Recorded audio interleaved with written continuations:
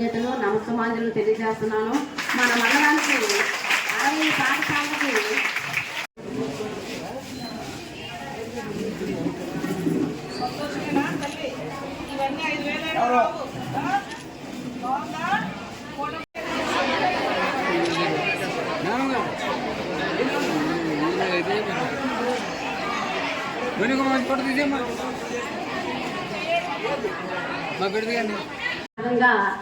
Fine rice సన్న బియ్యం అన్ని ఈనాడు మన రాష్ట్రం అంతా కూడా నిన్నటికే మనకి సరఫరా చేయబడింది. మరి దీంతో పాటు మన మెనూ కూడా మార్చబడింది. మార్చి 25 నుండి కూడా కొత్త మెనూ అమల్లోకి వచ్చింది, పెట్టడం జరుగుతుంది. కాబట్టి విద్యార్థులు మరింత ఎక్కువ స్థాయిలో అందరూ భోజనం చేస్తారనే ఉద్దేశంతో ఈ ప్రతిష్టాత్మకంగా మన ప్రభుత్వం వారు ఉద్దేశించి ఈ కార్యక్రమాన్ని ఇనాగ్రేట్ చేసి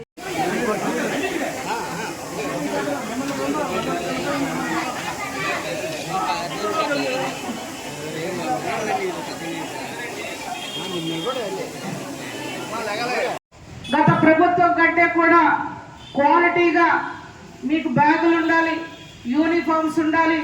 అదేవిధంగా బుక్స్లో సిలబస్లో కూడా మార్పులు తీసుకొచ్చి మీకు ఏదైతే స్కూల్ స్టార్టింగ్ రోజుకే ప్రతి ప్రభుత్వ పాఠశాలకి కూడా మీకు సంబంధించిన ఈ విద్యా దీవెన కిట్ అనేది కూడా అన్ని చోట్లకి పంపించిన ఘనత కూటమి ప్రభుత్వానికి లోకేష్ బాబు గారిని చెప్పుకోక తప్పదు.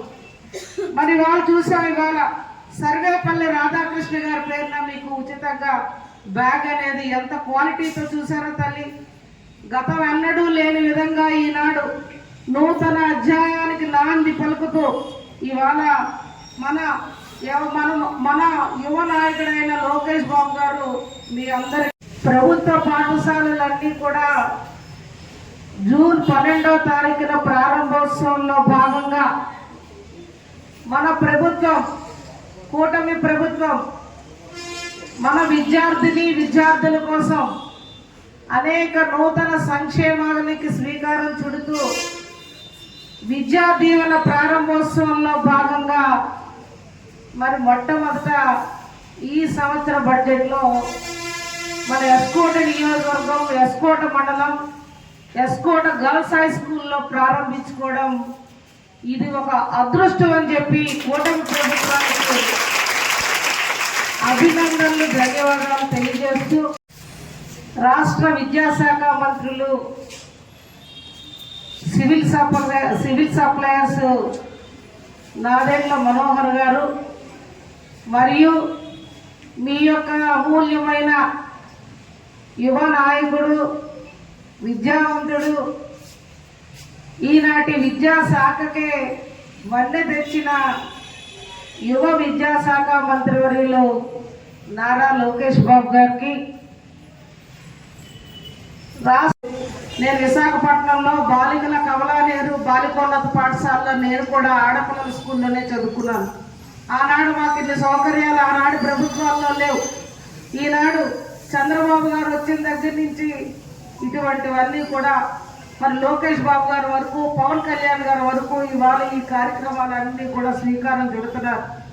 మీకేవైతే మీ కిట్కు సంబంధించి సుమారు 5,000 పైన ఒక్కొక్క విద్యార్థికి ఇవాళ ఈ కిట్ కోసం ఖర్చు అవుతుందని కూడా క్వాలిటీ బుక్స్ అనేవి కూడా ఇవాళ పేపర్ చూస్తే ఎంతో క్వాలిటీతో ఉన్నాయి.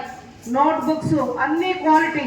నేను అప్పుడే చెక్ చేశాను, స్కూల్ పాఠశాలకు ముందు కంటేనే నేను మీ కిట్ కూడా చెక్ చేశాను. మన విజయనగరం వచ్చేటప్పుడు లోకేశ్వరంలో విద్యాశాఖలో నూతన అధ్యాయానికి లోకేష్ బాబు గారు నాంది పలికారు. నిన్నగాక మొన్న మీ అందరూ చూశారు, ఏదైతే ప్రభుత్వ పాఠశాలలో చదువుతున్న చిన్నారులు 10th కానీ ఇంటర్మీడియట్కి కానీ ఫస్ట్ క్లాస్ వచ్చిన స్టూడెంట్స్ని గుర్తించి రాష్ట్ర వ్యాప్తంగా కూడా షైనింగ్ స్టార్స్ అని చెప్పి ఉచితంగా 20,000 రూపాయలు చెక్కులు కూడా అందించిన ఘనత ఈ కూటమి ప్రభుత్వాన్ని చెప్పి మనమంతా ఆలోచించాలి. ఇవాళ ఆరోగ్యం మానవ జీవితానికి ఎంత ముఖ్యమో విద్య అనేది కూడా అంతే విలువైనది, ముఖ్యమైనది. ప్రతి ఒక్క తల్లిదండ్రులు కూడా మా పిల్లల్ని మీరు చదువుకునే వరకు కూడా చదివించడానికి ప్రోత్సహిస్తున్నాం. అలాగే ఇవాళ కూటమి ప్రభుత్వం కూడా ప్రోత్సహిస్తుంది. ఇప్పటికే పాఠశాలలకి స్టార్స్ కూడా లోకేష్ బాబు గారు పెట్టడం జరిగింది. ఏ స్కూల్ అయితే పోటీతత్వంతో విద్యలో ముందుంటుందో ఆ స్కూల్కి కూడా ఇవాళ స్టార్స్ ఇచ్చి ప్రాధాన్యత ఇస్తున్నారు. నూతన భవనాలు ఇస్తున్నారు. అలాగే మీకు కావలసిన మౌలిక వసతులు కల్పిస్తున్నారు. రాష్ట్ర వ్యాప్తంగా ఉన్న పాఠశాలలకి ప్రత్యేకమైన నిధుల్ని ప్రభుత్వ పాఠశాలకు కేటాయించి మరి ముందుకు నడిపిస్తున్నారు. అదేవిధంగా గత ప్రభుత్వంలో మీ అందరూ పడిన ఇబ్బంది మేము చూసాం. దొడ్డు బియ్యంతో మీరెవరూ కూడా మధ్యాహ్న భోజన పథకంలో భోజనం చేయకుండా ఎన్నో పత్రికలు మీడియా ద్వారా వచ్చిన కథనాలు మేము అందరం చూసాం.